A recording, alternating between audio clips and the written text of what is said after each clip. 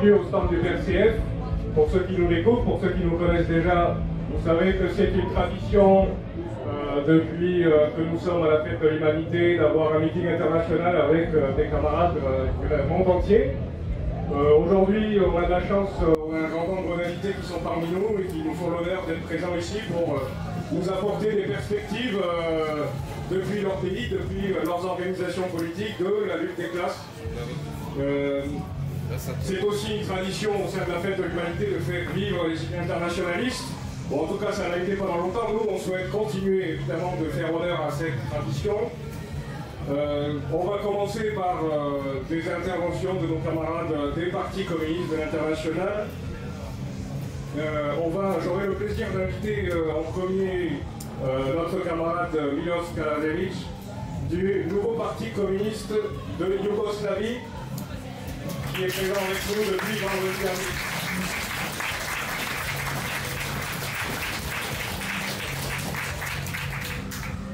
Dear comrades, in the name of the Secretariat of the new Communist Party of Yugoslavia, I greet all the participants of this international meeting. We especially want to express gratitude to the comrades from PRCF for the opportunity to speak on this meeting.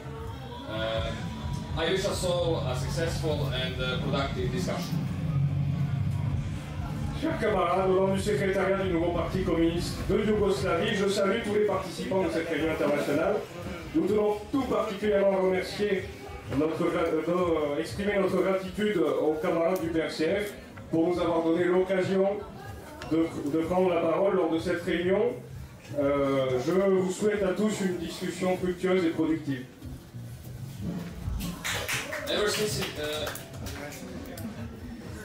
Ever since it came to power, the bourgeoisie classes of different countries are constantly switching between mutual classes and cooperation, especially if their common interests are endangered. Therefore, in order to defeat the capitalist class and establish a successful socialist and later communist society, workers all around the world, led by the communist parties in their respective countries, must wage a struggle in the spirit of international solidarity and cooperation. L'objectif premier de tous les partis communistes du monde est de renverser la bourgeoisie, d'établir une nouvelle société socialiste. Pour atteindre cet objectif, les communistes doivent surmonter de nombreux obstacles, l'un d'entre eux étant le caractère international du capital. Depuis qu'elles ont pris le pouvoir, les classes bourgeoises des différents pays passent constamment de l'affrontement mutuel à la coopération, surtout si leurs intérêts communs sont menacés. Par conséquent, afin de vaincre une classe capitaliste et de réussir à établir une société socialiste prospère, les travailleurs du monde entier, dirigés par les partis communistes de leurs pays respectifs, doivent mener une lutte dans un esprit de solidarité, de coopération internationale. Les partis communistes, qui sont l'avant-garde de la classe ouvrière, ont le devoir de les rapprocher, de surmonter les conflits ethniques imposés par les exploiteurs et de leur fournir une tactique internationale commune afin de mener une lutte efficace contre les oppresseurs. Since the beginning of the 20th century, capitalist system entered in its highest imperialist stage. The main characteristics of this stage is the domination of international monopolies, whose main goal is to export not products, but capital. The pretext of the export of capital, especially the financial one, is an unequal development of the different nations. Since the start of the imperialist stage, more than 100 years ago, the world has been divided between a handful of developed imperialist nations, whose main goal is to subjugate and exploit the rest of the underdeveloped world. Depuis le début du XXe siècle, le système capitaliste est entré dans sa phase la plus élevée, celle de l'impérialisme. La principale caractéristique de ce stade est la domination des monopoles financiers, dont l'objectif principal est d'exporter non pas des produits mais des capitaux. Le prétexte à l'exportation de capitaux, en particulier financiers, le développement inégal des différentes nations. Depuis le début de la phase impérialiste, dont l'objectif principal est de soumettre et d'exploiter le reste du monde sous-développé, afin de diviser le monde, les principales nations capitalistes se sont depuis longtemps organisées en diverses alliances impérialistes, se battant régulièrement les unes contre les autres en raison de contradictions mutuelles. Les communistes du début du XXe siècle ont utilisé ces faiblesses naturelles pour briser la chaîne d'impérialistes en son point le plus faible, qui était à l'époque l'Empire russe. Nowadays, due to the even higher concentration of capital, the imperialism became even more imperialistic. The imperialism of today is mostly known as the Western imperialism.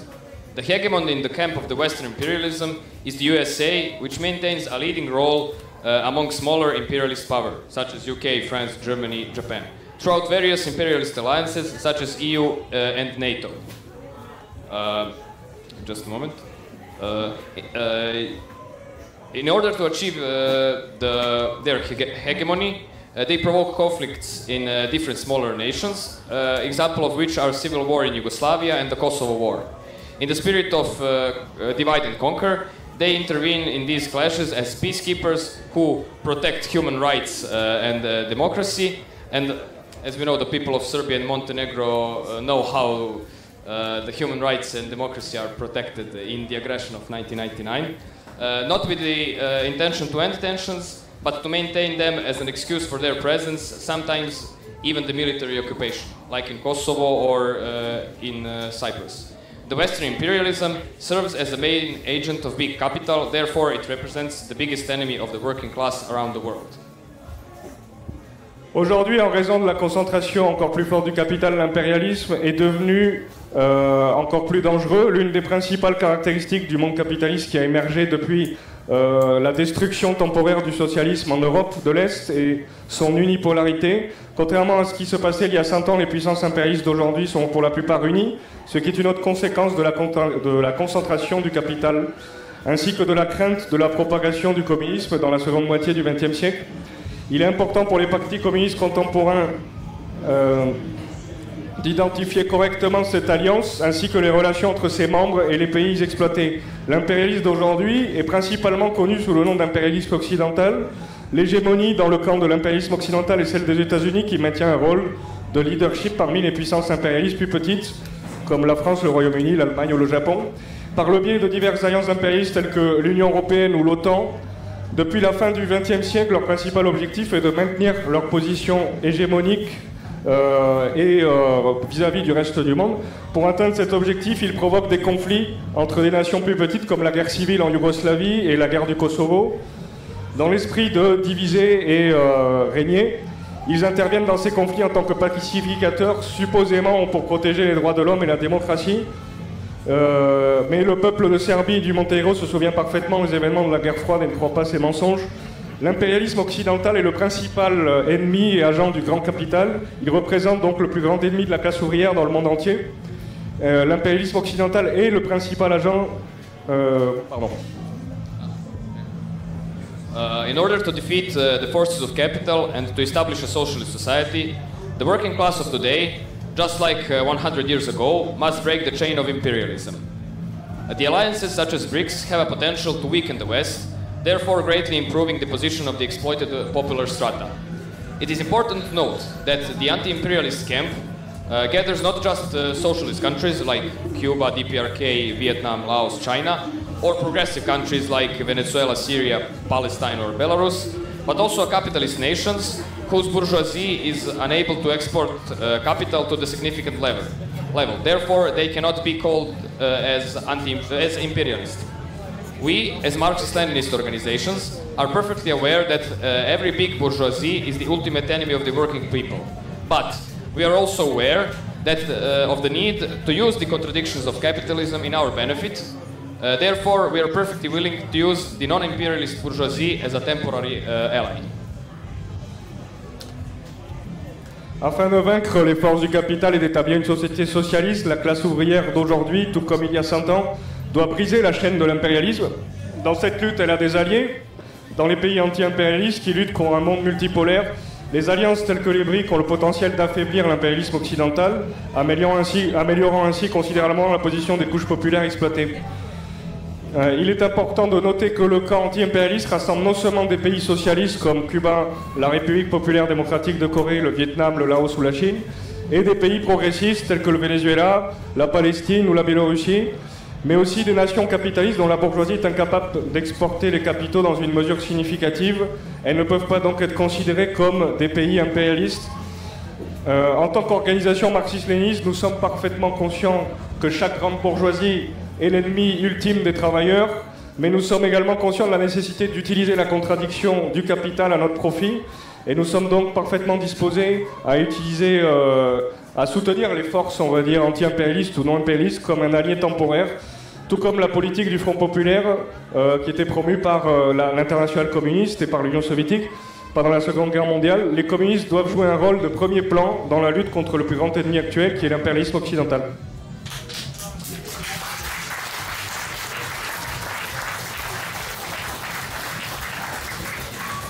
Ever since the start of the special military operation in Ukraine, which we see as a just action of Russia in the war against NATO, the split inside the communist movement became more and more apparent.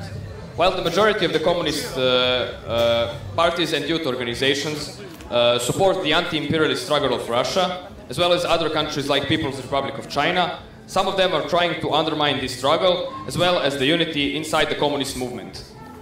With their original theories, like the imperialist pyramid theory, which are not more than development of Trotskyism, they are trying to deceive both workers of there as well as other countries. They are portraying Russia and NATO as equal, while ignoring all the atrocities of NATO and its allies did in the name of democracy and human rights. Some of them go so far to proclaim socialist China as not just capitalist but imperialist country, stating that the biggest threat to the working class is not American, but Chinese capital. These defeatist policies have a destructive influence on the moral and tactics of the everyday struggle of the working people. At the same time, they try to divide the communist movement, the late example of which can be seen in the unilateral dissolution of the initiative of communist and workers' parties. Therefore, we, the communists, who want to bring a socialist future to its people, have to create and strengthen new communist and anti-imperialist movements and initiatives, such as the World Anti-Imperialist Platform. Only with a strong mutual cooperation, we will be able to defeat imperialism and to build new socialist and communist society. And dear comrades, I want to thank you all once again for the participation here, and I hope that we will see each other very soon. So, death to imperialism, freedom to the people, long live PRCF, long live GRCF, long live NKPU, long live SKOI.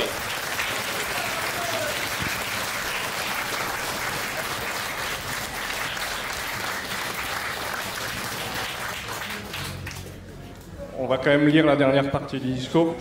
Depuis le début de l'opération militaire spéciale en Ukraine et de la guerre en Ukraine, nous voyons tout ceci comme une guerre d'agression de l'OTAN contre la Russie. La division au sein du mouvement communiste est devenue de plus en plus évidente, alors que la majorité des partis communistes et des organisations de jeunesse soutiennent la lutte anti-impérialiste contre l'OTAN, ainsi que d'autres pays comme la République populaire de Chine. Certains d'entre eux tentent de saper cette lutte, ainsi que l'unité au sein du mouvement communiste international. Avec, nous voyons des théories originales telles que la théorie de la pyramide impérialiste qui ne sont rien d'autre qu'un développement du trotskisme. Ils tentent de décourager les travailleurs de leur pays ainsi que ceux des autres pays. Ils présentent la Russie et l'OTAN comme des équivalents, tout en ignorant toutes les atrocités que l'OTAN et ses alliés ont commises au nom de la démocratie et des droits de l'homme. Certains d'entre eux vont jusqu'à proclamer la Chine socialiste comme un pays entièrement impérialiste. Ils déclarent même que la plus grande menace pour la classe ouvrière n'est pas le capital ou l'impérialisme occidental, mais le capitalisme chinois. Ces politiques défaitistes ont une influence destructrice sur le moral et la tactique dans la lutte quotidienne des travailleurs. En même temps, elles tentent de diviser le mouvement communiste, comme en témoigne la dissolution unilatérale de l'initiative des partis communistes et ouvriers européens. Par conséquent, nous, les communistes serbes, yougoslaves, qui voulons apporter l'avenir socialisme, le socialisme au peuple, nous devons créer, relancer et former de nouveaux mouvements et de nouvelles initiatives internationales communistes et anti-impérialistes, telles que la plateforme mondiale anti-impérialiste. Ce n'est pas qu'une forte coopération mutuelle que nous pourrons, ce n'est qu'avec une forte coopération mutuelle que nous pourrons vaincre l'impérialisme et construire une nouvelle société socialiste. Merci à tout le monde.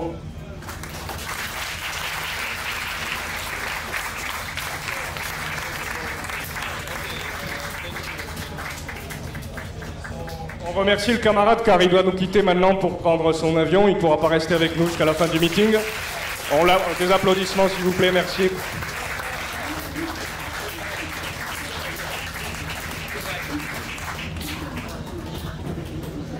À la suite, nous avons des camarades qui sont venus du Parti communiste de Grande-Bretagne, marxiste-léniniste.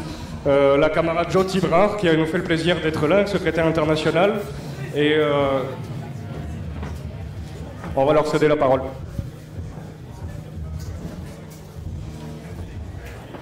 Merci beaucoup. Thank you, comrades, for having me, and thank you to my comrade Jean-Baptiste, who is going to translate for me. Bien, je vous remercie tous d'être venus aujourd'hui. Je suis très content d'être ici. So, I don't have a lot of time to talk to you in depth, but I wanted to bring you a few of the headline messages of our work in Britain. Oui, j'ai pas beaucoup de temps aujourd'hui, mais je vais quand même vous parler un peu de la situation en Grande-Bretagne. We face a very similar situation to yours.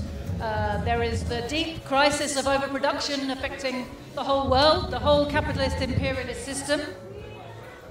Finalement, la situation est tout à fait comparable en Grande-Bretagne à ce qu'elle est ici. On fait face en ce moment à une crise de surproduction qui caractérise le monde capitaliste au niveau mondial. And of course, this crisis is leading to a push down on the workers as the capitalists try to increase their profits. It's leading to inflation because of money printing and because of war. And it's leading to war in the desperation to find ways to control the world and keep profits coming in. Cette crise a pour résultat l'oppression de la classe ouvrière qui est poussée vers le bas et aussi à la guerre qui sert d'échappatoire pour les problèmes de la société capitaliste. Sorry, I thought that noise was the mic, but it's the stage. We hear you perfectly, no problem, we hear you. No problem. So, in the face of this crisis, there is a lack of leadership for the British working class to be able to understand what they are facing. Oui, au milieu de cette crise, un problème auquel doit faire face la classe ouvrière britannique, c'est le manque de direction. The bourgeois economists tell the workers that inflation is their fault and that if they have better wages, there will be more inflation. Les économistes bourgeois disent aux travailleurs que s'il y a de l'inflation, c'est de leur faute et donc il faut réduire les salaires. So we have produced information to explain to the workers the causes of inflation, which of course is number one, money printing, number two, the behavior of the monopolies to keep prices high, number three, the disruptions from COVID. Alors que nous, on essaye d'expliquer donc aux travailleurs les vraies causes de l'inflation, qui sont l'émission de monnaie, les monopoles et et puis les résultats du Covid.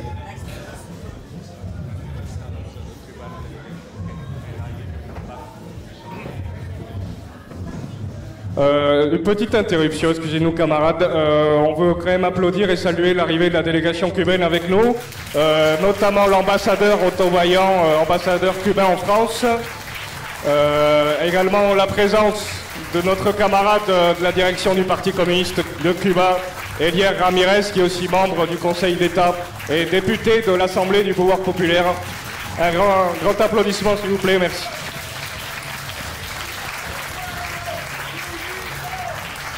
El pueblo unido jamás será vencido. El pueblo unido jamás será vencido. Merci beaucoup. Merci camarades. Vous aurez la parole.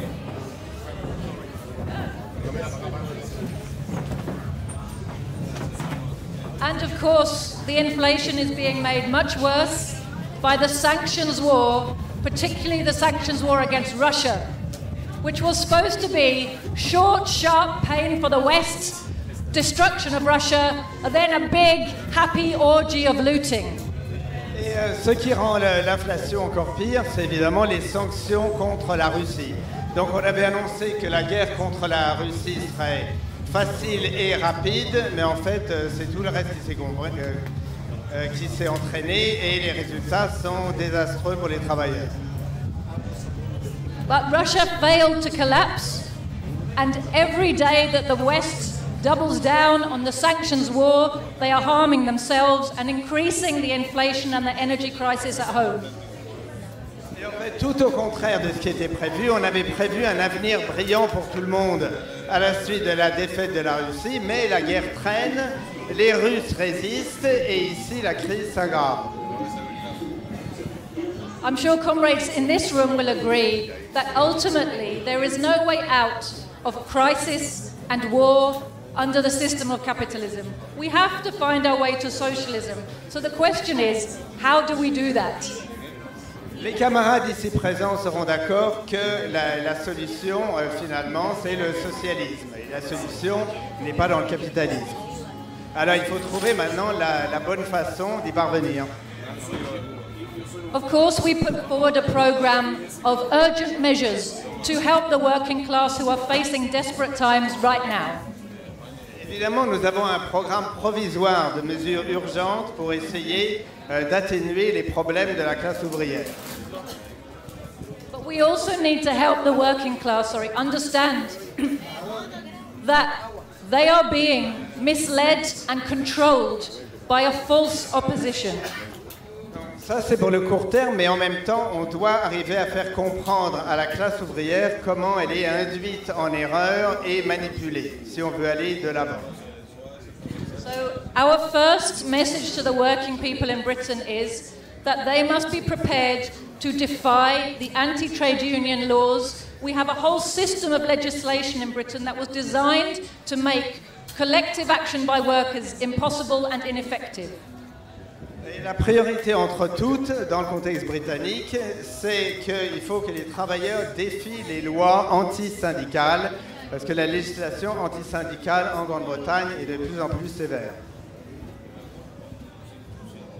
The trade union leaderships hide behind these laws in order not to mobilize the workers to defend their pay, their conditions, their rights and fight for improvement. Malheureusement, la direction syndicale se sert de ces lois pour rester en place et pour éviter toute confrontation avec le patronat. We can't be effective while we are subservient to such laws. Évidemment, on ne pourra pas se battre tant qu'on reste dans le contexte, dans le cadre de ces lois antisyndicales. Ce n'est pas possible de se battre. We must popularize amongst workers the call to defy the law and take mass action in our own independent interest. Donc le plus important, c'est de défier la loi et de protester contre ces lois pour pouvoir défendre la classe ouvrière. The second important message we take to workers in Britain is that the trade union movement and the working class in general must break its link to the Labour Party, which is a mechanism of imperialism. It's a part of the imperialist state machinery in Britain, and it controls the working class and keeps them from acting in their own interests. It's a barrier to socialism. La deuxième chose, c'est qu'il faut faire comprendre aux militants syndicaux qu'il faut qu'ils coupent le lien ombilical avec le Parti travailliste.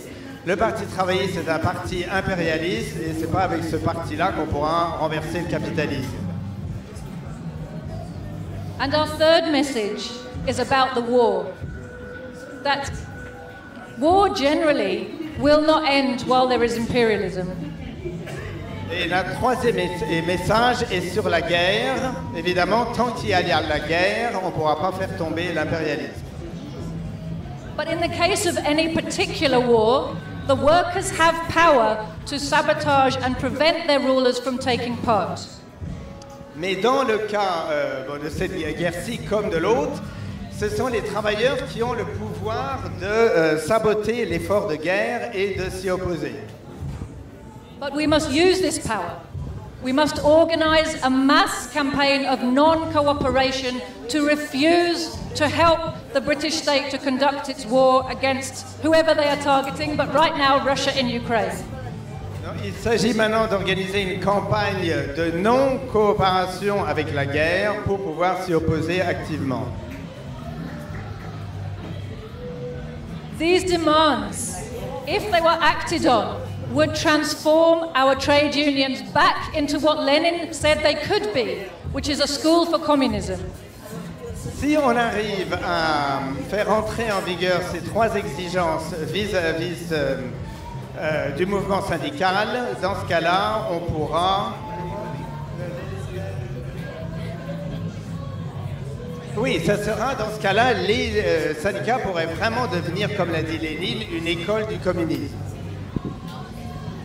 They can be a school for communism when they are a vehicle for workers to learn to feel and use their collective power. Les syndicats deviendront une école du communisme quand les syndicats sauront utiliser leur force, leur pouvoir collectif. Trade union activity will not bring us socialism, but it will teach us about our power, which is a primary lesson in building our confidence that we can make revolution and build a new society. L'activité syndicale elle-même ne mènera pas au communisme, mais elle pourra servir d'une façon de faire comprendre aux travailleurs de leur propre force pour aller dans ce sens. I think, comrades, I've probably used all of my time. You have many speakers, so thank you very much for listening to me, and enjoy your event.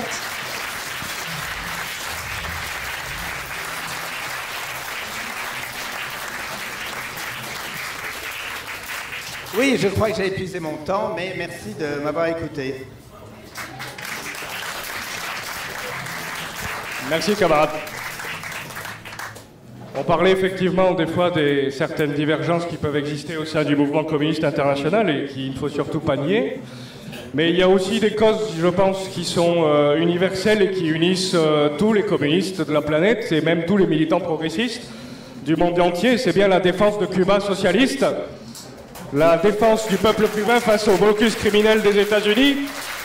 Je vais appeler à la tribune le camarade Elier Ramirez, membre du comité central du Parti communiste de Cuba, membre également député de l'Assemblée du pouvoir populaire et membre du Conseil d'État. Il co-dirige aussi le centre Fidel Castro.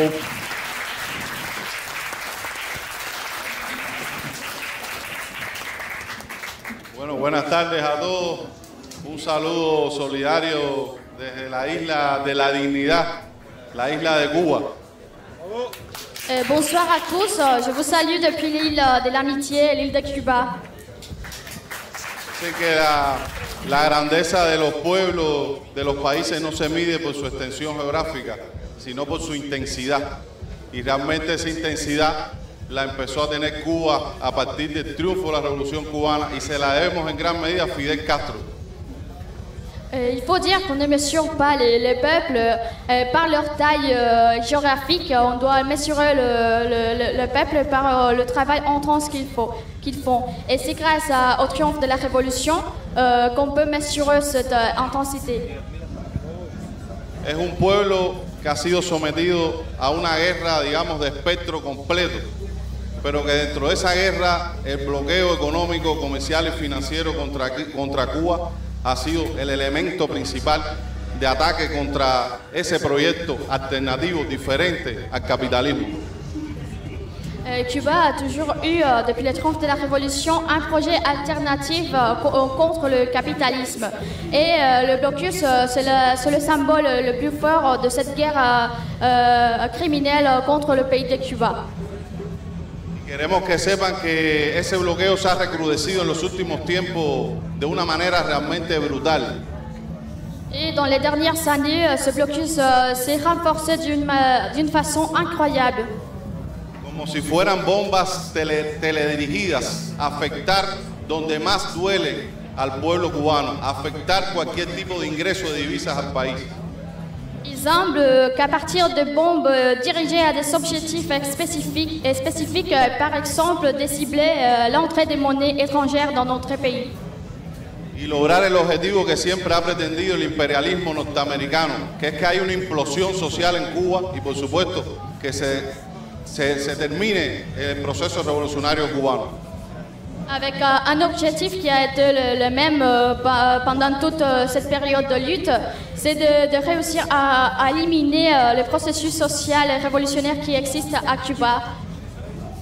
Barrer con la herejía que significa la revolución cubana a 90 millas de Estados Unidos. C'est d'éliminer ce qui représente la révolution cubaine et le faire depuis 90 000, c'est 90 000 de Cuba que sur les États-Unis.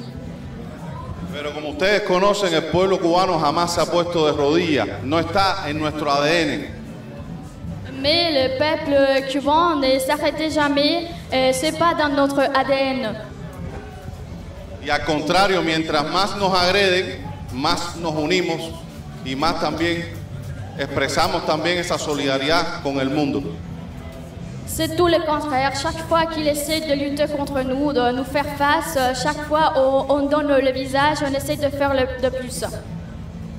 La administración Trump reforzó el bloqueo contra Cuba con 243 nuevas medidas. L'administration du président Donald Trump a inclus 243 nouvelles mesures pour lutter contre notre pays. 55 de esas medidas se aplicaron en plena pandemia, es decir, cuando más sufría el pueblo cubano, cuando nos faltaba el oxígeno, cuando nos negaban la posibilidad de obtener ventiladores pulmonares. Ahí fue cuando más arreciaron incluso el bloqueo contra Cuba. Et parmi ces 243 lois, 55 lois ont été appliquées pendant la période de la pandémie Covid-19, quand on manquait de l'oxygène, quand on n'avait pas les ventilateurs pulmonaires pour sauver les vies. Sin embargo, no lograron doblegarnos. Cuba creó sus propias vacunas, 3 vacunas creadas por nuestra propia voluntad, por la ciencia cubana y con la solidaridad también de muchos amigos en el mundo. Creamos nuestros propios ventiladores pulmonares y nuevamente salimos adelante. Cependant, ils n'ont pas pu nous vaincre. On a réussi à fabriquer 3 vaccins contre le Covid-19, nos propres vaccins, mais aussi avec l'appui de nos frères, nos amis. Et aussi, nous avons réussi à fabriquer nos propres ventilateurs pulmonaires. Pero realmente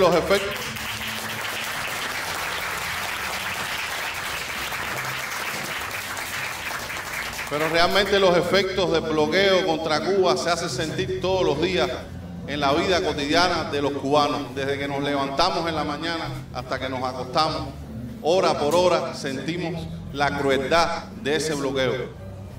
Cependant, tous les jours, le peuple cubain ressent ce blocus criminel. Depuis le matin jusqu'à la nuit, chaque heure de la journée, le peuple cubain, les citoyens cubains ressent cette criminalité.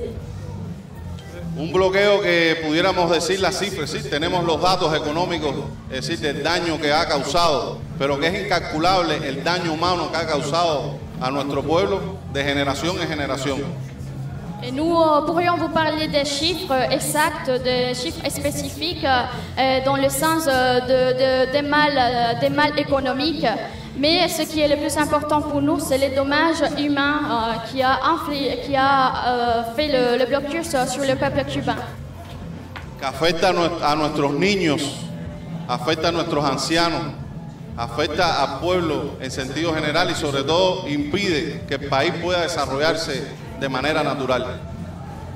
Qui affecte le peuple cubain en général, mais aussi spécifiquement les enfants et les personnes âgées, mais qui nous empêche de nous développer d'une façon normale. Ellos dicen que el gobierno cubano utiliza el bloqueo como un pretexto para justificar sus propios errores o que el modelo es un fracaso.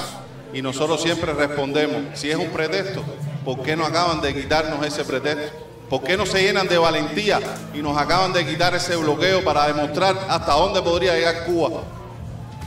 Notre ennemi dit tout le temps que nous utilisons le blocus des États-Unis comme un prétexte, mais nous les Cubains nous répondons, mais bon, si vous dites que c'est un prétexte, pourquoi vous n'enlevez pas les blocus?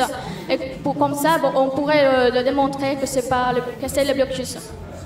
Y por supuesto que temen a que esa realidad se haga palpable, porque si Cuba con bloqueo ha logrado esas conquistas en la ciencia, en la cultura, en el deporte, en la educación, en la salud, en la solidaridad que ha brindado a muchos pueblos en el mundo, Cuba ha salvado miles de vidas, no solo en Cuba, en el mundo, en muchos países, incluso países desarrollados. Ellos por supuesto dicen, bueno, si Cuba bajo esta asfixia permanente ha llegado a este nivel, ¿hasta dónde podría llegar Cuba en el mundo como un ejemplo de dignidad y de emancipación?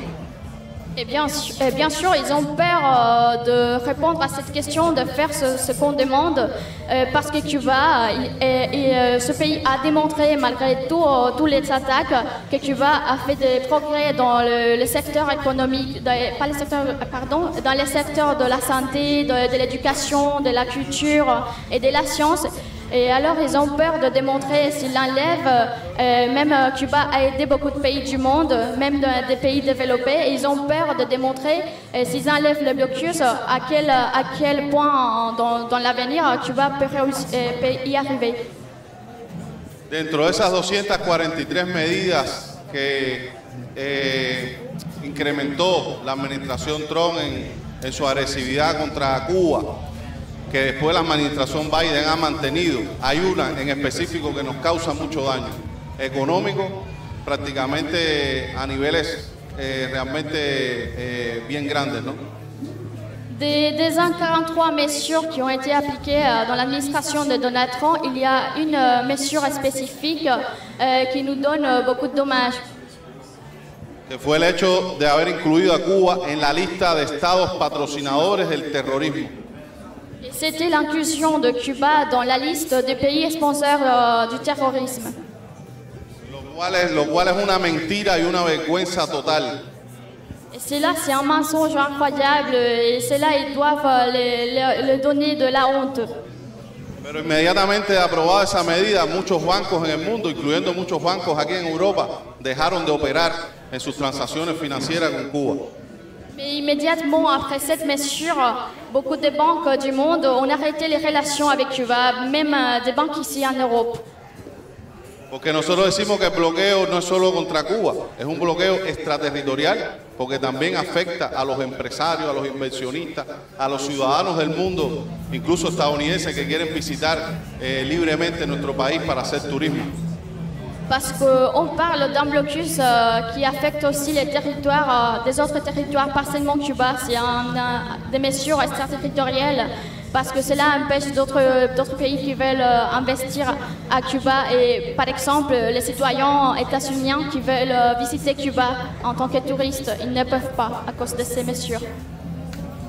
Y realmente es la violación de los derechos humanos más masiva, sistemática que ha padecido el pueblo de Cuba a lo largo de su historia. Et c'est la violation des droits humains la plus grande, la plus importante qui a souffert Cuba dans toute son histoire. Pero nosotros entendemos que también afecta a las libertades individuales y los derechos de muchos ciudadanos en el mundo. Mais nous reconnaissons que cela affecte aussi les droits individuels de beaucoup de personnes du monde entier, pas seulement les Cubains. Por eso pensamos que la lucha contra el bloqueo tiene que ser cada vez más internacional y que tenemos todos los que luchamos por un mundo diferente, tener esa causa como una de las causas principales en el enfrentamiento al imperialismo. Et c'est pour cela que nous considérons que les blocus, c'est aussi une lutte qui doit être menée. La lutte contre les blocus, c'est une lutte qui doit être menée aussi par tous les pays du monde, autour dans le monde. Y en ese sentido, pensamos que unidos, todos luchando en cada uno de nuestros países, vamos a lograr derrotar ese bloqueo. Et nous considérons que tous ensemble, unis, nous pourrons peut-être vaincre ces blocus, éliminer ces blocus entre nous tous. Desde Cuba se va a luchar, las nuevas generaciones van a seguir luchando hasta el cansancio, jamás se van a poner de rodillas tampoco, día por día lo demuestran y tenemos totalmente confianza en que podemos hacer mucho más, que podemos todavía desatar muchas de nuestras potencialidades internas para ir quitándole peso a ese bloqueo contra nuestro país. Et les nouvelles générations à Cuba vont continuer à lutter. Les nouvelles générations ne s'arrêteront pas et vont continuer à essayer d'éliminer un peu du poids du blocus chaque jour. Y jamás han logrado ni lo lograrán bloquear nuestras esperanzas, nuestros sueños, nuestra solidaridad con el mundo, porque siempre decimos que en el momento más difícil de la pandemia, que les comentaba hace un rato, en ese momento también habían más de 50 brigadas médicas cubanos salvando vidas en distintos países del mundo. Et nous disons que jamais ils pourront réussir à éliminer notre sens de solidarité, et notre sens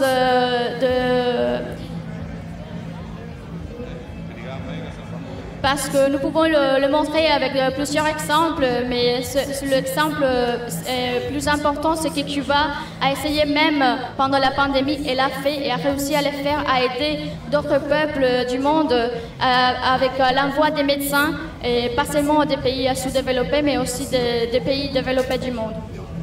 Le agradecemos muchísimo a ustedes toda la solidaridad que día por día recibimos en nuestra lucha, y transmitirles que pueden contar también con nuestra solidaridad eterna, y como nosotros mismos contamos con ustedes para unidos vencer. Muchas gracias. Nous voulions vous remercier par tout ce que vous faites pour nous aider et vous dire que tous ensemble, on pourra y aller. Merci.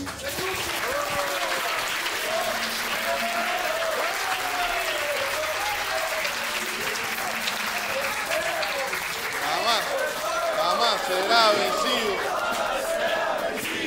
El pueblo unido jamás será vencido. El pueblo unido jamás será vencido. Comentarles, porque se me olvidó transmitírselo, que en noviembre va a tener lugar un importante evento, es decir, un tribunal internacional contra el bloqueo en Bruselas, que es la convocatoria que está distribuyendo la compañera Becky del Comité Central del Partido Comunista de Cuba. Et j'ai oublié de vous mentionner aussi que dans le 16 et 17 novembre à Bruxelles, il y aura un tribunal international pour la lutte contre les blocus. Et ce sont des feuilles que ma collègue fonctionnaire du comité central du parti, Belkis Liz Rodriguez, vous donne. Merci beaucoup.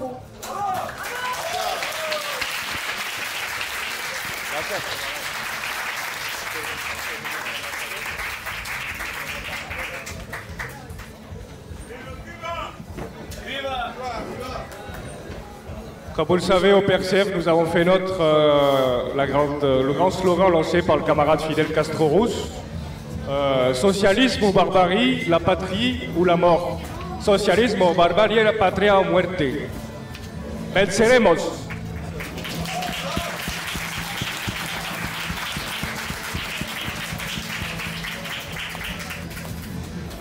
En plus des relations internationales avec les autres partis communistes, vous savez que nous travaillons aussi avec les représentants des ambassades des pays socialistes ou anti-impérialistes qui sont présents en France et qui cherchent à défendre les causes internationalistes qui nous sont chères.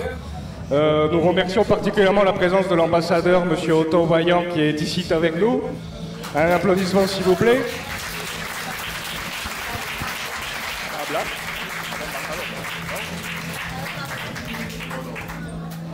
À la suite, nous allons continuer avec le programme. Nous avons de nombreux invités ici de plusieurs partis communistes. Notamment, je voudrais passer la parole au camarade du Parti communiste de Belgique, le secrétaire général Vincent Mathieu. S'il peut venir à la tribune, merci.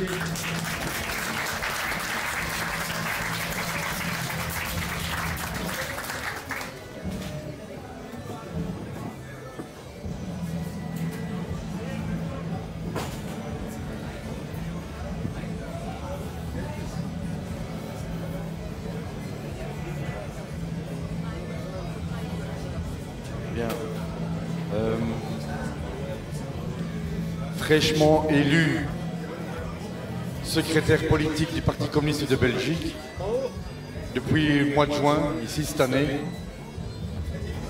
Ça n'a pas été très facile, ça a été un combat très difficile. On a eu des divergences dans notre parti qui a scindé et où il y a eu des camarades qui sont partis du parti en claquant la porte, justement parce qu'il y avait des divergences concernant la guerre. Cette guerre où on n'était pas d'accord, en disant, voilà, il y a la théorie des deux impérialistes, et puis il y a de l'autre côté, où on disait, il faut peut-être mieux se concentrer plutôt contre l'OTAN et contre l'Europe. Comme je suis fraîchement élu, je n'ai pas ces capacités intellectuel de... Je ne savais pas non plus qu'on parlait de la guerre. Je suis ici au PRCF pour prendre connaissance, pour un peu dire qui on est. Et le camarade Jeff Bossert, qui est plus connu de notre parti, a plus de connaissances, d'expérience. Je préfère lui donner la parole plutôt que raconter des bêtises, des conneries. Et voilà, merci.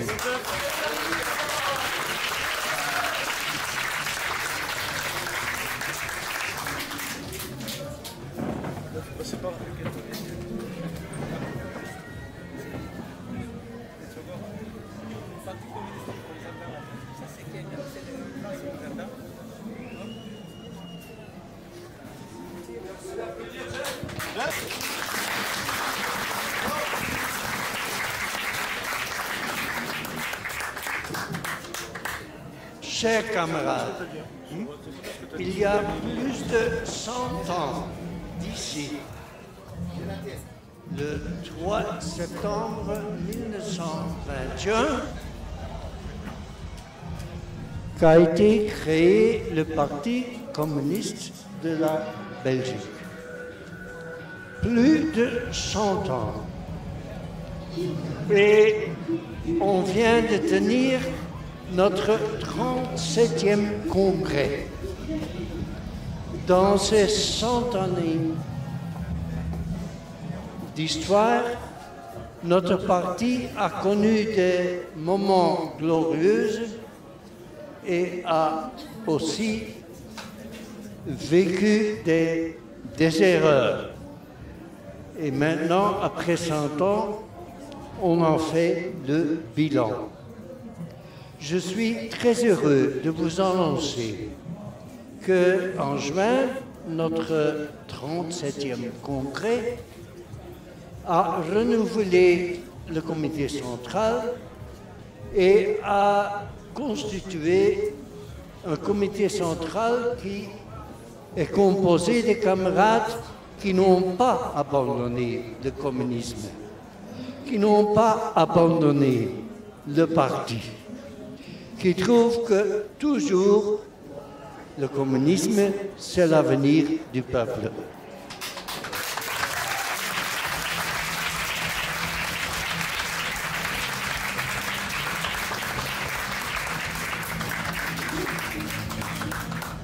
Parmi des discussions très difficiles, il y a eu des camarades qui ont dit qu'il faut continuer la cause du communisme et je suis heureux que 3 d'entre eux sont ici. C'est le nouveau secrétaire politique Vincent et c'est René. C'est remarquable que René est devenu membre du Parti communiste en 1962. Si je compte bien, c'est plus que 60 d'histoire comme membre du Parti communiste.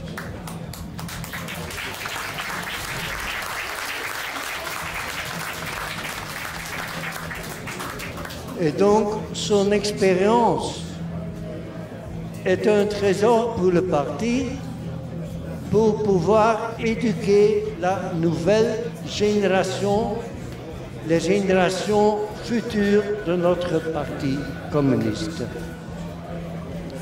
À part ça, il y a aussi la camarade Yannick. Et donc, ce sont...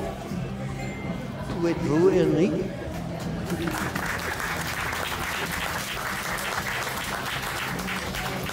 Et donc, ce sont ces 3 camarades qui ont décidé de ne pas capituler, continuer l'affaire, apprendre de l'histoire et des fautes du passé et prendre part au mouvement communiste international dans le but de réunir de nouveau le mouvement communiste international. Je suis heureux que notre parti a pris la décision de soutenir le mouvement international anti-impérialiste, anti-OTAN, anti-impérialisme américain, de soutenir le front international qui va arrêter cette guerre.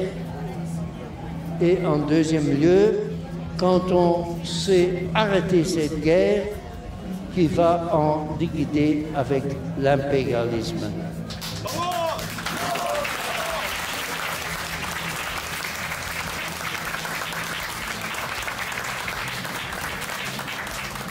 Je suis très heureux d'être parmi vous, parmi des partis communistes du monde entier, allant de la Grande-Bretagne jusqu'à la Corée et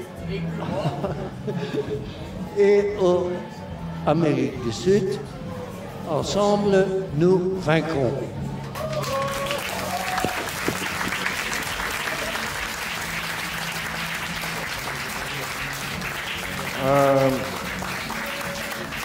On va inviter à la tribune la camarade Enza Casaro qui représente le Partito Comunista Italie. Des applaudissements s'il vous plaît. Bonjour à tout le monde. J'interviens au nom du Partito Comunista, mais je vais faire l'intervention en français, puisque je suis de langue française aussi. Donc, je vais d'abord commencer par la lecture d'un petit texte de Lénine qui a été rédigé à la fin de 1922 et qui a été publié dans la Pravda en 1924, quelques semaines après sa mort. Imaginons un homme qui effectue l'ascension d'une montagne très élevée, abrupte et encore inexplorée. Supposons qu'après avoir triomphé de difficultés et de dangers inouïs, il a réussi à s'élever beaucoup plus haut que ses prédécesseurs, mais qu'il n'a tout de même pas atteint le sommet. Le voici dans une situation où il est non seulement difficile et dangereux, mais même proprement impossible, d'avancer plus loin dans la direction et le chemin qu'il a choisi. Il lui faut faire demi-tour, redescendre, chercher d'autres chemins, fussent-ils plus longs, mais qui lui permettent de grimper jusqu'au sommet. La descente, à partir de cette altitude jamais encore atteinte, à laquelle se trouve notre voyageur imaginaire, offre des difficultés et des dangers plus grands. Peut-être que l'ascension. Les faux pas le guettent. Il voit malaisément l'endroit où il pose son pied. Il n'a plus cet état d'esprit particulier, conquérant, que créait la marche assurée vers le haut, droit au but. Il lui faut s'entourer d'une corde, perdre des heures entières pour creuser au piolet des marches ou des endroits où il puisse accrocher solidement la corde. Il faut se mouvoir avec la lenteur d'une tortue. Et de plus, il doit se mouvoir en arrière, vers le bas, en s'éloignant du but. Et il ne voit pas encore si cette descente terriblement dangereuse et fatigante s'achèvera. S'il trouvera une autre voie assez sûre, qui permettra à nouveau d'avancer avec plus de courage, plus de rapidité, et en suivant une ligne plus droite, vers le haut, vers le sommet. Chers camarades, femmes et hommes du pôle de renaissance communiste en France, tout d'abord, merci de nous avoir invités à votre stand, aux conférences que vous avez organisées et à ce rassemblement internationaliste lors de ce Fête de l'Humanité 2023. Je vous présente, comme aux autres partis communistes, les salutations du secrétaire général du Partito Comunista Alberto Lombardo, du président honoraire Marco Rizzo, engagé en ce moment dans une kermesse électorale en Italie du Nord, à Trente, et dans la fête de Democrazia Sovrana e Popolare, c'est-à-dire l'union ouvrière et sociale que le Partito Comunista a construite pour lutter contre l'impérialisme capitaliste dans le monde et en Italie en particulier. Également le salut fraternel de notre comité central, de la Fédération des Italiens de l'étranger du Partito Comunista et de son secrétaire Massimo Mauro.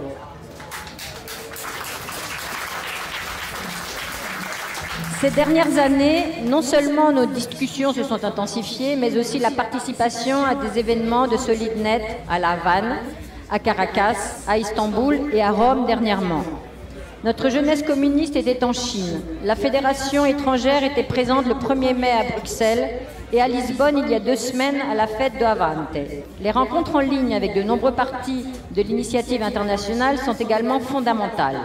Elles permettent de souder les rapports entre nous, très importants dans le cadre de la préparation de la révolution prolétarienne. Les camarades sont avant tout des frères. Et dans la phrase du camarade Lénine, il y a tout ce que l'international doit faire.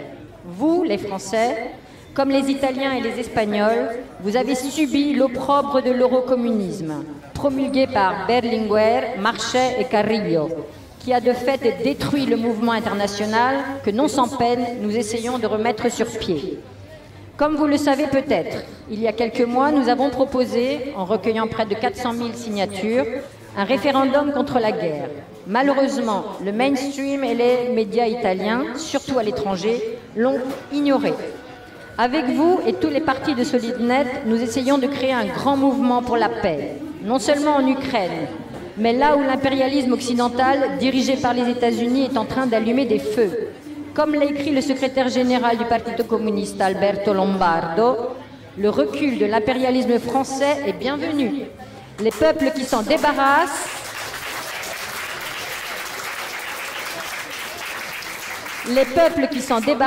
s'ils ont eu la force de chasser le premier, trouveront la force de chasser le second, comme nous le montre l'histoire glorieuse du Vietnam.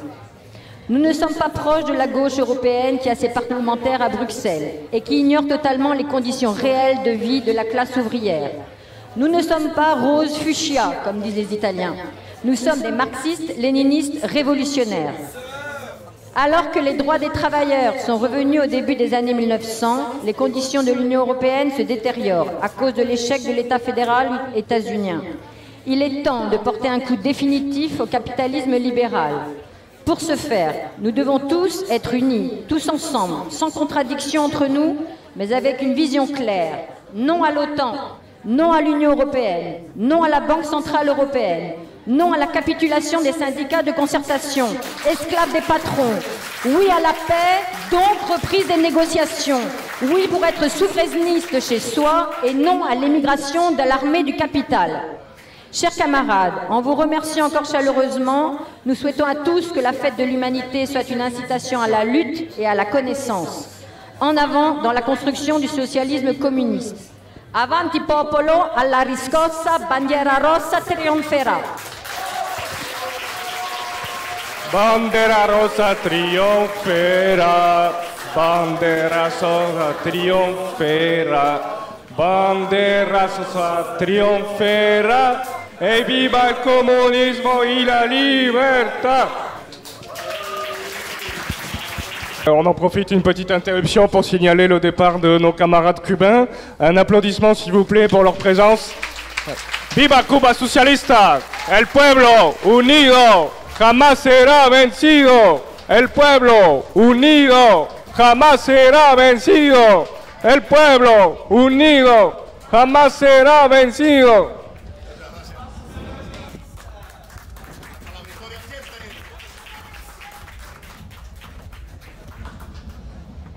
En continuation et pour terminer les interventions, nous lirons un texte du Parti communiste québécois qui a été transmis directement. Les camarades s'excusant de ne pas pouvoir être présents aujourd'hui avec nous à ce meeting. Chers camarades, nous, au nom du comité central du Parti communiste du Québec, nous souhaitons vous transmettre des salutations fraternelles à l'occasion de ce meeting internationaliste du PRCF sur la fête de l'humanité. La question nationale au Québec et dans le monde face aux forces réactionnaires. Partout, la domination des forces impérialistes se posait, on n'hésitait pas à faire appel non seulement au peuple travailleur, mais également à la nation, à la patrie. Et on appelait également à mener une guerre patriotique contre ces mêmes fascistes. Dans la conjoncture mondiale d'après-guerre, qui du reste également joua tout autant un rôle majeur pour insuffler, encourager et appuyer toutes les luttes pour obtenir la décolonisation du monde entier. Sinon, qui était la force dirigeante, sinon les communistes ainsi que l'Union soviétique, forcés de reconnaître que ces processus auront laissé en plan bien d'autres questions nationales, malheureusement ne sauraient non plus oublier le fait que que plusieurs pays, dont le nôtre, ne peuvent toujours pas prétendre à être reconnus comme ayant aussi le droit à l'autodétermination. Le fait de ne pas comprendre cela ne peut, à la longue, que contribuer à vous rendre, que vous vouliez ou non, complice de cette même mondialisation capitaliste, du même qu'un complice du maintien en bout de ligne du statu quo dans l'ordre mondial actuel.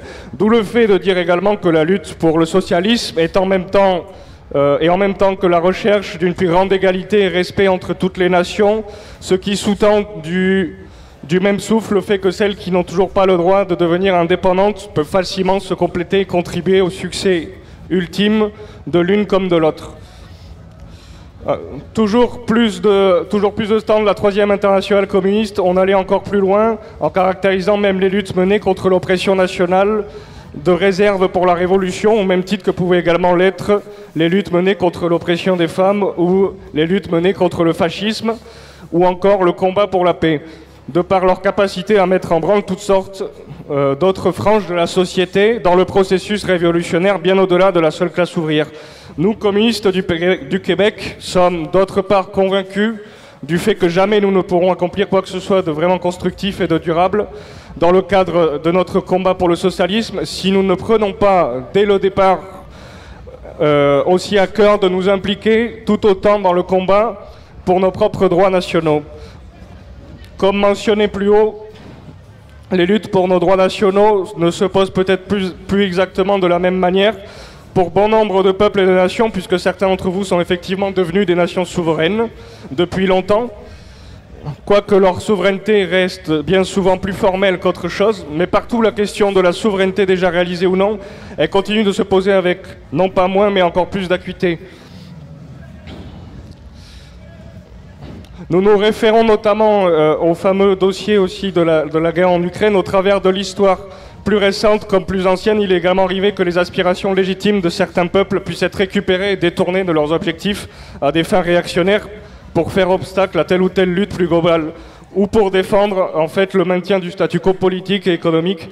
Ici au Québec, nous avons également la prétention de dire que la lutte pour notre propre indépendance aurait non seulement un potentiel énorme pour remettre en cause la puissance de l'impérialisme anglo-saxon, ainsi que de l'impérialisme américain voisin, mais pourrait tout autant contribuer encore plus au développement d'autres contestations potentiellement tout aussi révolutionnaires à travers tout le reste du continent américain. Comment arriver à faire tout cela ? Comment arriver à faire tout cela reviendra du même souffle à chacune des différentes forces révolutionnaires dans chaque pays, chaque nation, parce que même si notre combat est par nature international, forcé en même temps de reconnaître que ce combat aura forcément aussi une dimension avant tout patriotique. Merci camarades et nous vous souhaitons bonne chance dans vos luttes.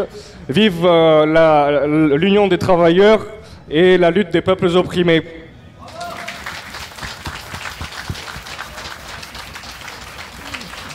Pour conclure ce meeting internationaliste, j'appelle à la tribune notre camarade Aymeric Monville qui clôturera au nom de la Commission internationale du pôle de renaissance communiste en France.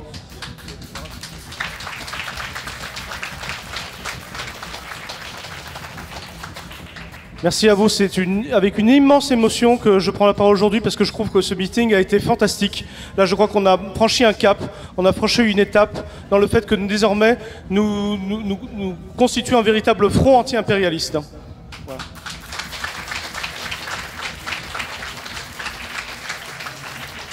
Toutes les interventions ont été absolument excellentes. C'était peut-être un hasard qu'on ait commencé avec la Yougoslavie. Mais bon, je rappelle que quand même en 1999, alors que nous avions 2 ministres communistes au gouvernement, ce gouvernement bombardait la Yougoslavie. Cette honte continue aujourd'hui. L'année dernière, le 30 novembre 2022, le Parti communiste français a voté les crédits de guerre à l'OTAN sur l'Ukraine. C'est une honte, il faut le dire.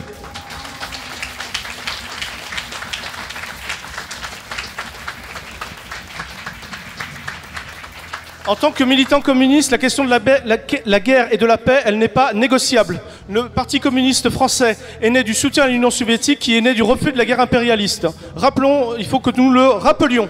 Et il faut le rappeler à tous les communistes qui sont ici. Il est absolument intolérable de laisser une direction sociale traître, sociale impérialiste à la direction du Parti communiste. Il faut les virer.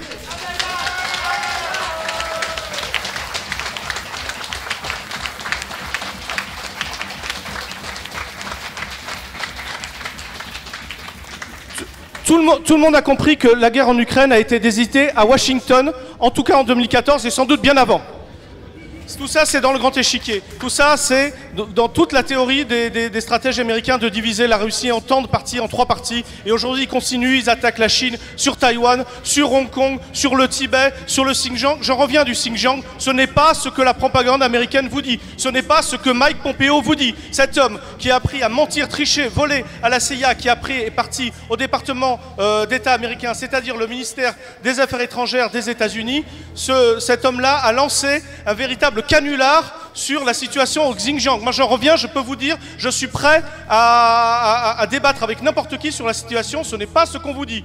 La Chine a lutté contre le djihadisme et elle a vaincu le djihadisme.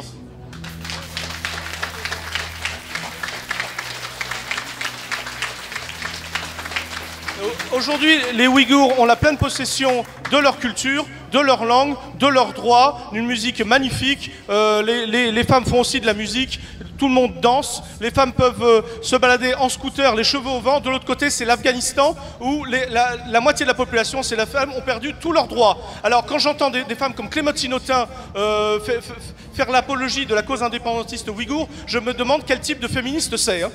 Et je peux vous dire... Et je peux vous dire que cette espèce de gauche qui se revendique des héritiers de Jaurès, je pense à Olivier Faure qui a lancé ce canular du génocide ouïghour à l'Assemblée, je pense à Madame Autain, cette drôle de féministe, je pense à Raphaël Glucksmann, ancien satchérien qui va porter les couleurs du PS aux élections européennes. Comment osent-ils se dire les héritiers de Jaurès? C'est une honte et nous allons les mettre devant leurs responsabilités.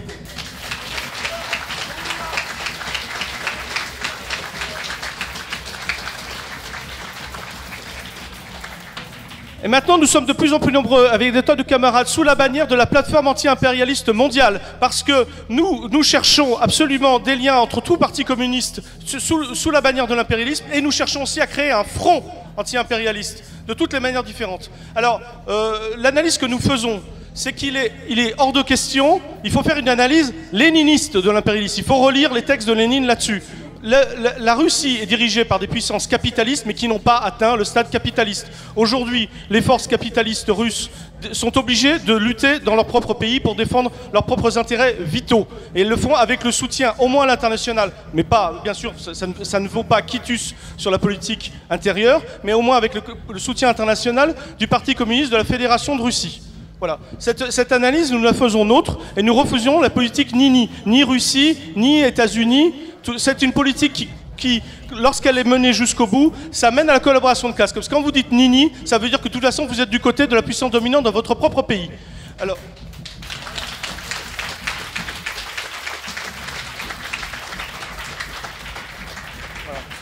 Ça fait déjà 9 ans que le Donbass est persécuté par des forces fascistes qui se réclament de Bandera ou de Dark Vador, de je ne sais plus quoi. C'est ça leur culture. Ils vont appeler l'avenue Bandera qui va de Kiev à Babillard, c'est-à-dire un des nombreux orgadours sur glane que les peuples de cette région ont connu. C'est absolument intolérable et toute la gauche, la fausse gauche, participe à cette mascarade fascisante. Voilà.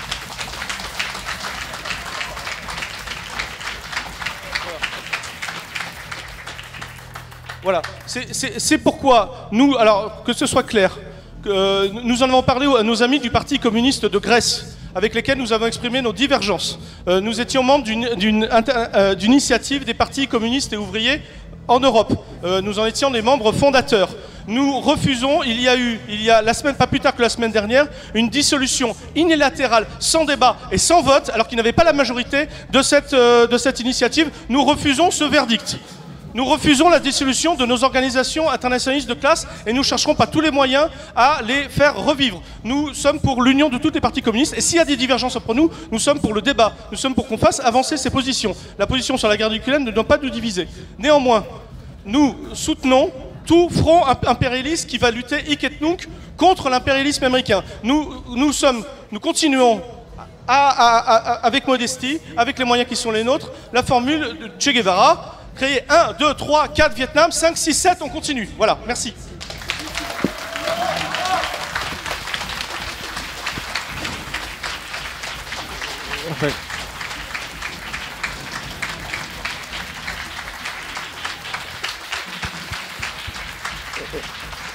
Pour terminer ce meeting internationaliste, notre secrétaire national Fadi Kassem dira quelques mots. Merci de l'applaudir. Ça va être rapide, camarades.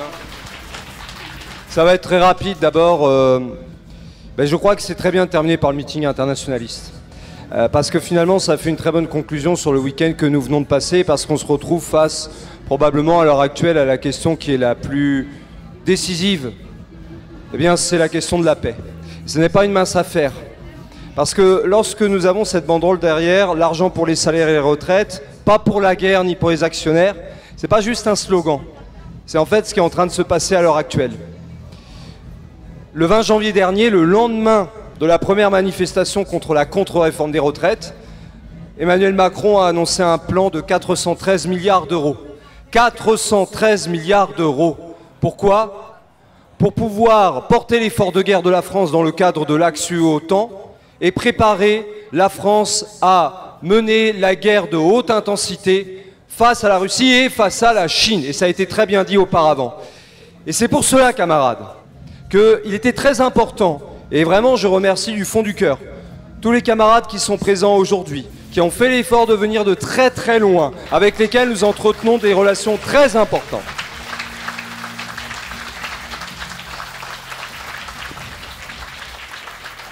Nous les remercions sincèrement parce que, avec eux, nous avançons. Nous avançons dans cet objectif qui est le combat pour la paix.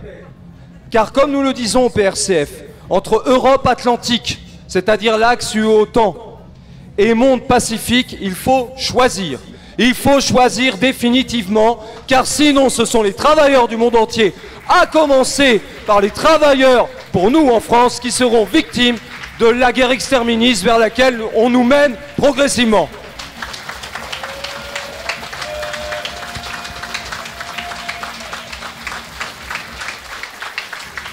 Et même s'ils ne sont plus là, nous avons bien sûr une pensée, car ils ont dû aller sur un autre stand pour un autre débat. Nous avons une pensée particulière pour les camarades cubains, qui quand même depuis plus de 60 ans réussissent à résister difficilement, très difficilement, oui.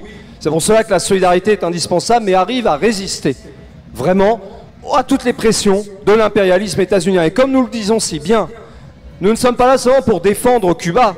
Nous sommes là tous pour nous défendre avec Cuba, parce que se défendre avec Cuba, c'est également nous défendre contre les attaques, contre les offensives qui sont menées par notre propre impérialisme dans notre pays, qui, comme le disait Karl Liebknecht, est l'ennemi principal que nous devons combattre.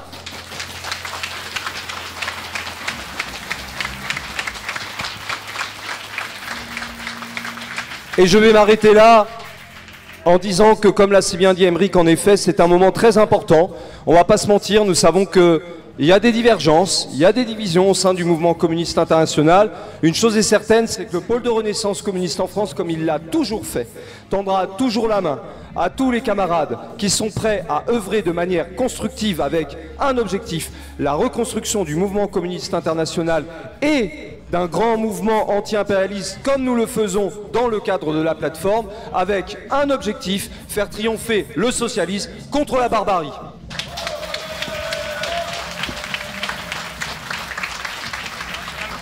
Debout les damnés de la terre, debout les forçats de la faim.